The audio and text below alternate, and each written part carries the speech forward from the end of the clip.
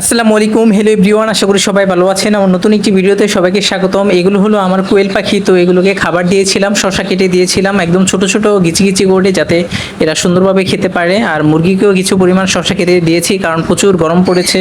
গরমের মধ্যে মুরগিকে শসা খেতে দিলে এরা খুব সুন্দরভাবে খেয়ে নেয়। আমার ডিম পাড়া সোনালী মুরগিটাকে আমি গোসল করে দিয়েছি, কারণ এটা গরমে প্রচুর শব্দ করে আর কটকট করে এরকম আওয়াজ করে রাতের বেলাও, তার জন্য এটাকে আমি গোসল করে দিয়েছি। আর এটার পাখা দেখুন, শরীরে প্রচুর পরিমাণে লোম ভরা। একটু আগে ভালোভাবে আমি গোসল করে দিয়েছি যাতে শরীরটা ঠান্ডা থাকে।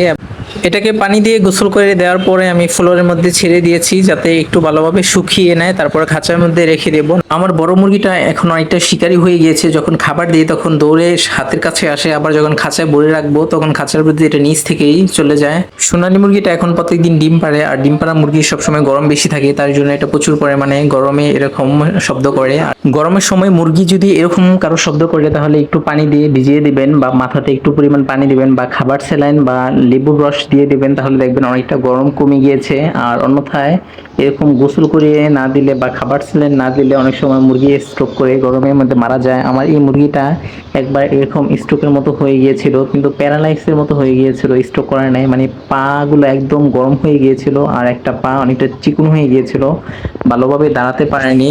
আর রাতের সময় এরকম হয়েছে, প্রায় 12টার দিকে এরকম দেখি খাঁচার মধ্যে একটু পরপর শব্দ করছে জোরে জোরে। আমি মনে করছিলাম কোনো কিছু হয়েছে কি না, নাকি গরমের জন্য এরকম শব্দ করছে। পরে গিয়ে দেখি এরকম প্যারালাইজ হয়ে একদম শুয়ে আছে। আর কতক্ষণ পর যদি পানি না ডালতাম তাহলে মুরগিটা সেদিনই হয়তো মারা যেত।